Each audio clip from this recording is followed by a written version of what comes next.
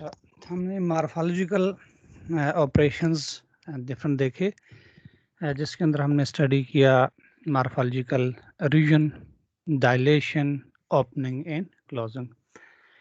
तो आज के इस लेक्चर में हम एक छोटी सी एग्जांपल देख लेते हैं, प्रैक्टिकल एप्लीकेशन देख लेते हैं कि मार्फोलॉजिकल रीजन ऑपरेशन को हम अप्लाई करते हैं और अप्लाई करने के बाद हम देखते हैं कि हमारे पास जो आउटकम्स आती हैं, जो प्रिडिक्शंस की, वो क्या बेहतर हुई हैं, इम्प्रूव हुई हैं या नहीं हुई हैं। तो इसमें हमने ये काम किया है कि मार्फोलॉजिकल ओरिजिन ऑपरेशन हमने अप्लाई किए हैं by extracting the texture features to classify prostate cancer और to detect the prostate cancer. तो हमने सबसे पहले ये काम किया है कि हमने मार्फोलॉजिकल ओरिजिन ऑपरेशन अप्लाई किए हैं और उसके बाद हमने कुछ टेक्सचर फीचर्स कंप्यूट किए हैं प्रोस्टेट कैंसर की इमेजेस से, और उसके बाद हमने उनको रिजल्ट्स को कंपेयर किया है और ये देखा गया है कि क्या मार्फोलॉजिकल ओरिजिन ऑपरेशन जो है वो बेटर रिजल्ट प्रोवाइड करते हैं या नहीं। तो इसमें हमारा जो मेन कंसेप्ट है वो यही है कि क्योंकि ओरिजिन ऑपरेशंस जो हैं या डायलेशन के या ओपनिंग या क्लोजिंग के, तो ये बेसिकली इमेज इन्हेंसमेंट के सारे मेथड्स हैं। तो हम एक तो ये काम करते हैं कि डायरेक्टली फीचर्स कैलकुलेट करके और मशीन लर्निंग एल्गोरिदम्स को देते हैं और उसके बाद उनको ट्रेन और टेस्ट करते हैं और फिर हम उनकी प्रेडिक्शंस जो है वो कैलकुलेट करते हैं। और दूसरा ये तरीका है कि हम डायरेक्टली इमेजेस के ऊपर फीचर्स कैलकुलेट करने के बजाय हम उनके ऊपर कुछ इमेज एनहेंसमेंट के मेथड जो है वो कैलकुलेट करें, जो कि हमने डिफरेंट एग्जांपल्स देखी, जिसके अंदर कंट्रास्ट स्ट्रेचिंग है, थ्रेशोल्डिंग है, इसके अलावा हमारे पास हिस्टोग्राम इक्वलाइजेशन के मेथड्स हैं, हिस्टोग्राम मैचिंग के मेथड्स हैं, और फिर हमने जो है मार्फोलॉजिकल ऑपरेशंस देखे कि जिसके अंदर region, dilation, opening, closing and many other methods as well. तो आज के इस लेसन में हमने स्पेशली मार्फोलॉजिकल ऑपरेशंस और उसके अंदर रीजन ऑपरेशंस को देखना है। अच्छा, अब हमारा यहाँ पे जो ओवरऑल स्ट्रक्चर है, जो उसकी स्कीमेटिक डायग्राम है, हमने ये काम किया कि सबसे पहले हमने प्रोस्टेट कैंसर इमेजेस जो हैं वो रीड की, उसके बाद हमने उनके ऊपर कुछ इमेज एनहेंसमेंट के ऑपरेशन परफॉर्म किए। इमेज एनहेंसमेंट के अंदर हमने मार्फोलॉजिकल ऑपरेशंस जो कंप्यूट किए और मार्फोलॉजिकल ऑपरेशंस के अंदर हमने चूज़ किया रीजन ऑपरेशंस को सिर्फ। उसके बाद हमने क्या काम किया कि उन सब के टेक्सचर फीचर्स कैलकुलेट किए, और ये सारे के सारे टेक्सचर फीचर्स हैं जिनकी डिटेल्स हमने प्रीवियस एक लेक्चर में डिटेल में देखी थी। यानी हमने मीन कैलकुलेट किया, contrast, variance, entropy, energy, kurtosis, skewness, correlation, smoothness, homogeneity, standard deviation, root mean square, inverse difference moment. उसके बाद हमने कुछ मशीन लर्निंग एल्गोरिदम्स जो हैं उनको ट्रेन किया और ये फीचर्स हमने फेड किए as a input to the machine learning classifiers. और हमारे पास 3 मेजर टाइप्स के जो क्लासीफायर्स यूज़ किए, एक है स्पॉट वेक्टर मशीन, तो इसके लीनियर, रेडियल बेस और गाउसियन कर्नल, और एक डिसीजन ट्री और नाइव बेस। उसके बाद हमने परफॉर्मेंस मेजर करने के लिए हमने डेटा की ट्रेनिंग और टेस्टिंग, डेटा वैलिडेशंस की और 10-फोल्ड क्रॉस वैलिडेशन अप्लाई की, और उसके बाद हमने ये देखा कि ये हेल्दी सब्जेक्ट्स हैं या कैंसर के हैं, प्रोस्टेट हैं या ब्रैकीथेरेपी है। अब हमारे पास जो डेटा सेट है, ये डेटा सेट हमने पब्लिकली अवेलेबल डेटा सेट से लिया है, और जो कि provided by the Harvard university, और ये इसका national centre of image guided therapy department of radiology है। और ये डेटा जो है ये अवेलेबल है इस URL के ऊपर। और यहाँ इसमें मेजर जो टाइप है वो प्रोस्टेट, ब्रैकीथेरेपी, प्रोस्टेट BX और अदर टाइप्स के जो कैंसर्स हैं वो इसके अंदर मौजूद हैं। इसमें 230 पेशेंट्स टोटल हैं, जिसमें 197 पेशेंट्स जो हैं वो प्रोस्टेट के हैं, जो कि 86% है, और बाकी 15 पेशेंट्स जो हैं वो ब्रैकीथेरेपी के हैं, 9 प्रोस्टेट BX टाइप के हैं और 9 अदर्स के हैं, जिनकी डिस्ट्रीब्यूशन ये आपको पाई चार्ट के अंदर मिलती है। अब टोटल हमारे पास 647 MRI इमेजेस थी, ये यानी 230 पेशेंट्स की, जो कि कंप्राइज करती हैं 447 इमेजेस फ्रॉम प्रोस्टेट। यानी इन टोटल 647 में 447 जो हैं वो प्रोस्टेट की हैं, और 200 इमेजेस जो हैं वो ब्रैकीथेरेपी की हैं। तो अब हमने ये काम किया कि 447 और 200 इमेजेस हमने ली, यानी प्रोस्टेट की और ब्रैकीथेरेपी की। तो मैं आपको वो इमेजेस बता देता हूँ कि जो हमने यूज़ किए। तो ये हमारे पास प्रोस्टेट की इमेजेस हैं, ठीक है, जो उसके डेटा सेट से हमने ली हुई हैं, और ये सारी की सारी MRI इमेजेस हैं, और ये क्या है हमारे पास 447 है। उसके बाद हमने ब्रैकीथेरेपी की इमेजेस ली हैं, ये हमारे पास 200 इमेजेस हैं, ये सारे के सारे, ये हमने ब्रैकीथेरेपी की इमेजेस ली हैं।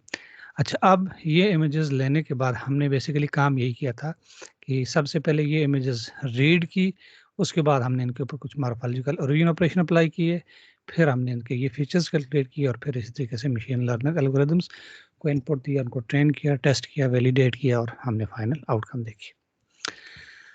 अच्छा, अब हम थोड़ा सा अगेन मज़ीद क्लियर कर देते कंसेप्ट को कि हम बजाय इसके कि हम डायरेक्टली फीचर्स कंप्यूट करें, तो हमने उसके लिए ये किया कि कुछ इमेज एनहेंसमेंट के मेथड अप्लाई किया। और एनहेंसमेंट का मकसद यही है कि हम इमेजेस की जो विजुअल अपीयरेंस है हम उसको बेहतर करें, इम्प्रूव करें, और ताकि हमें जो रिजल्ट्स मिलें, जो हमारा एनालिसिस हो वो बेटर हो। यानी हम प्रिडिक्ट करना चाहते हैं कि क्या ये प्रोस्टेट कैंसर है, तो प्रोस्टेट कैंसर को प्रिडिक्ट करने के लिए आप डायरेक्ट मैनिपुलेशन करें इमेजेस के ऊपर, तो बजाय उसके कि आप सबसे पहले कुछ इमेज एनहेंसमेंट के मेथड अप्लाई करें।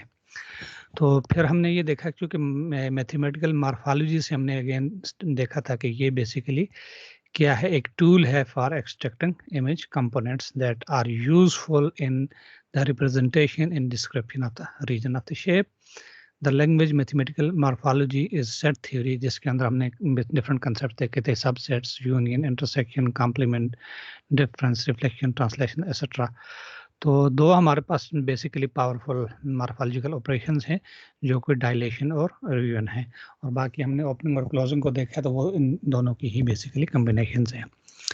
तो हमने इस स्टडी के अंदर पार्टिकुलरली रियूनियन ऑपरेशन को यूटिलाइज किया है, और रियूनियन ऑपरेशन बेसिकली ये है कि ये morphological image processing from which all the morphological operations are based.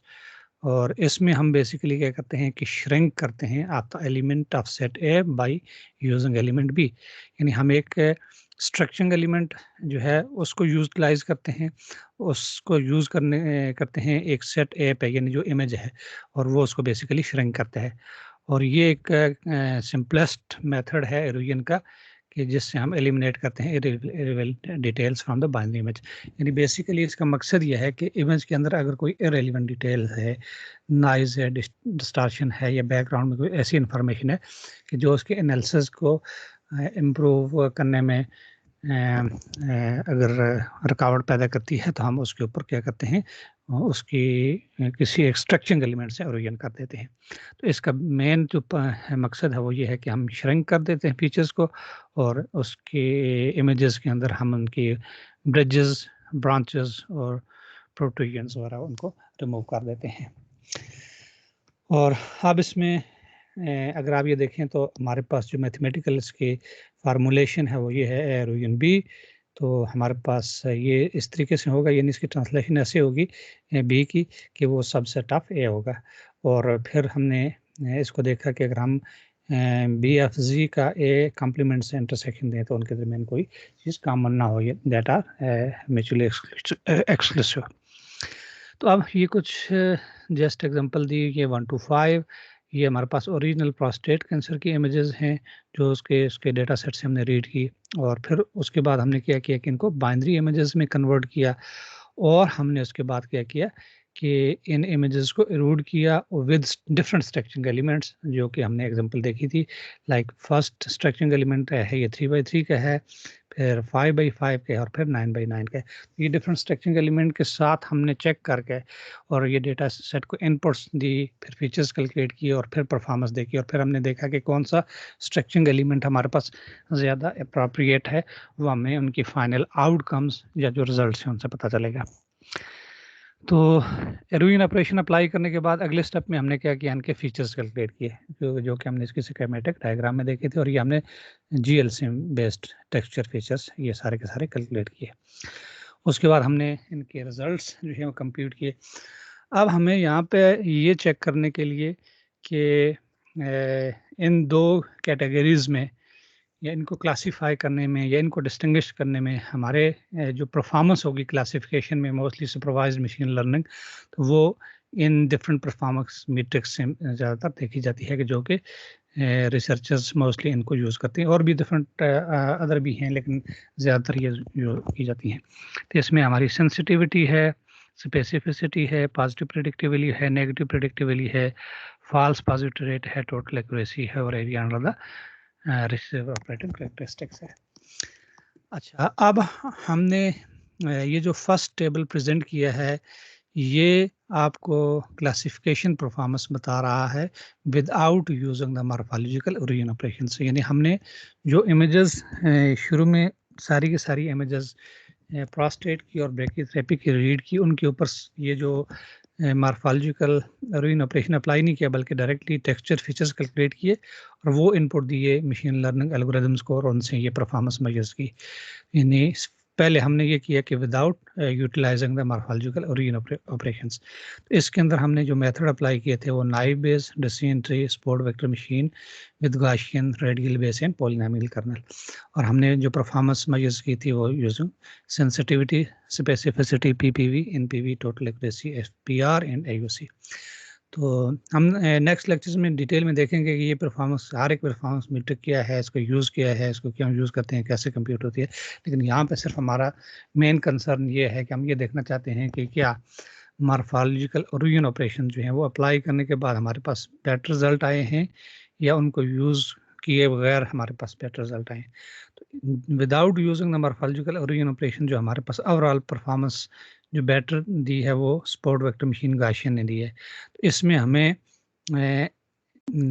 जो टोटल एक्यूरेसी है वो 91.34% है और एरिया अंडर द कर्व जो है वो 0.9534 है। तो ये area under the curve generally अगर आप इसको देखें तो ये एक वैल्यू बिटवीन 0 एंड 1 होती है। तो ये जितनी 1 के क्लोज जाता है इट मीन्स कि इतनी हमारी बेटर परफॉर्मेंस है। यानी उस क्लासीफायर ने उन दो कंडीशंस को या क्लासेस को बेटर तरीके से प्रिडिक्ट किया है। और उसके बाद हमारे पास ये टोटल एक्यूरेसी होती है और ये सेंसिटिविटी है, स्पेसिफिसिटी है। ये बेसिकली सेंसिटिविटी ये होती है कि हमारे पास एक, चूँकि इसमें पॉजिटिव क्लास है, एक नेगेटिव क्लास है, तो एक पॉजिटिव क्लास की जो रेट है उसको डिटेक्ट करने के लिए सेंसिटिविटी और नेगेटिव क्लास के रेट को डिटेक्ट करने के लिए जो है वो स्पेसिफिसिटी इस्तेमाल होती है। इसी तरीके से ये पीपीवी और एनपीवी भी डिफरेंट अदर मैट्रिक्स हैं। तो इसी तरीके से सेकंड लेवल पे हमारे पास जो है वो परफॉर्मेंस ये 0.9541, यहाँ एक्यूरेसी है 91.04%। एक्यूरेसी और एयूसी इनको कंबाइंडली हम देखते हैं तो उससे हमें पता चलता है कि ओवरऑल परफॉर्मेंस किसने बेटर दी है। तो एनी हाउ इस केस में without using the morphological origin operation जो हमारे पास प्रेडिक्शन परफॉर्मेंस आई है वो एक्यूरेसी की फॉर्म में 91.34 और एयूसी की फॉर्म में 0.9537 या 0.9541 आई है।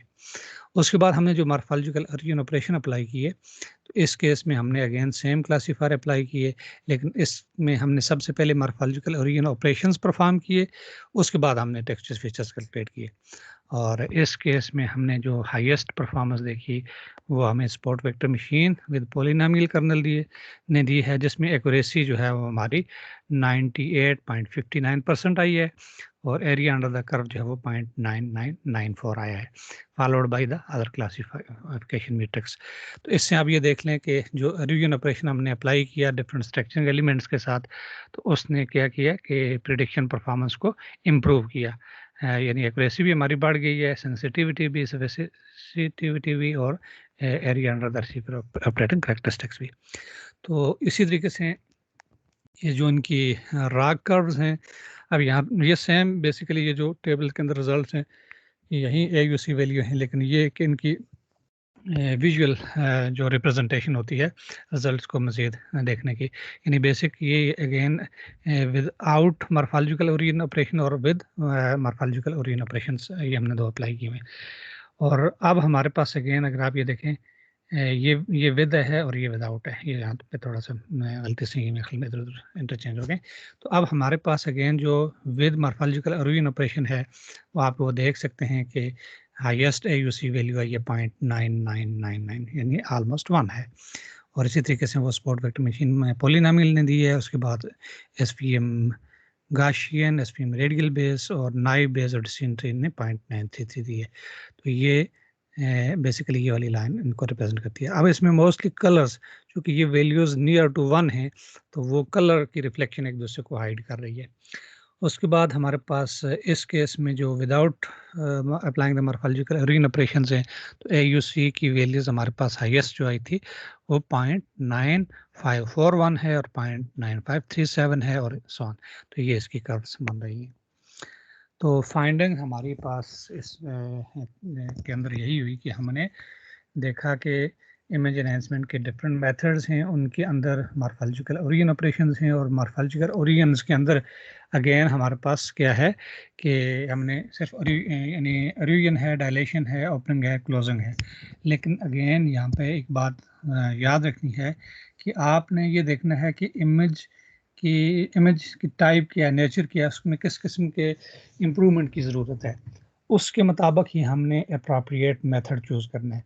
दूसरे नंबर पे इम्पॉर्टेंट बात यह है कि जो हमने स्ट्रक्चरिंग एलिमेंट जिसके साथ ओरिजिन करनी है या डायलेशन करनी है या ओपनिंग करनी है या क्लोजिंग करनी है, वो किस नेचर का यूज़ करना है, किस साइज़ का यूज़ करना है।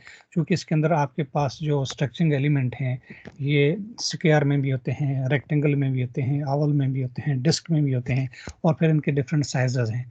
अगर आप उनके साइजेस को बहुत ज़्यादा बढ़ा देंगे या बहुत ज़्यादा कम करेंगे तो भी आपके जो आउटकम्स हैं वो इतनी अप्रोप्रिएट आपको नहीं मिलेंगी। तो लिहाजा एक अप्रोप्रिएट स्ट्रक्चरिंग साइज चूज़ करना और टाइप चूज़ करना भी इम्पॉर्टेंट है कि जब आप मैथमेटिकल ओरिजिन ऑपरेशन परफॉर्म करते हैं। तो उम्मीद है कि आपको इससे कुछ बेसिक कंसेप्ट जो हैं वो समझ आ चुके होंगे और आप अपनी फर्दर रिसर्च को इसके मुताबिक इम्प्रूव कर सकते हैं। ओके।